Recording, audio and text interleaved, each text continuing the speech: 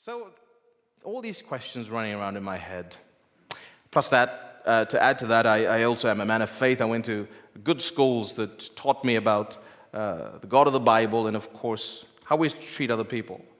And one of the stories that really speaks to me is the story of the Good Samaritan and how we're supposed to treat other people and who's our neighbor.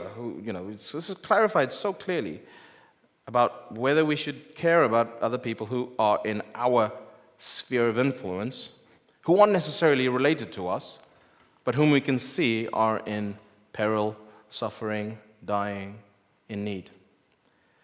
So it was that I got involved with an orphanage called the Mumvuri Project. It's up in a little town called Banket, and I'd been asked to be patron, to raise money for them, to be a figurehead.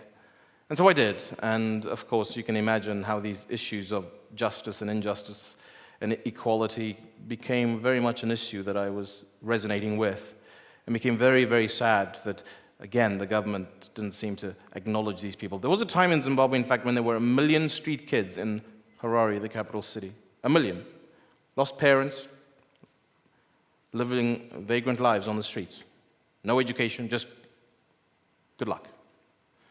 And so you add all these things up, and now you've got a guy who's thinking, is it fair? Is it right? What can be done? What can I do? And so fast forward through the story, and this is a long story I'm trying to condense. I ended up being approached by one man called Andrew Flower, who had come to a similar position, come to a similar place. How can we be living in a country like this, where there's so much injustice, there's so much lawlessness? By this stage, the farm invasions were in full swing. People getting murdered, like I said, in Martin Olds, but many others.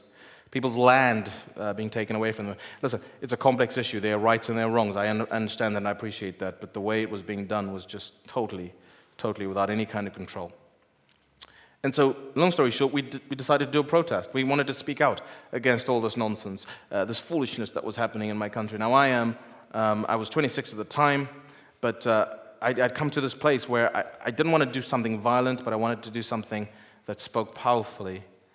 Andy wanted to do a boycott initially, but after discussing it for a month or so, we decided to do a peaceful protest where we would wear black armbands to mourn the death of democracy.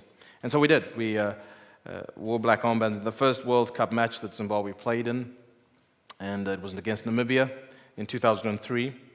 And we were playing, obviously, in Zimbabwe and South Africa, but we played our first round of matches in Zimbabwe. And long story short, it changed my life. I obviously added to the list of Mugabe's favorite people and got a Christmas invite that year. I speak sarcastically, of course.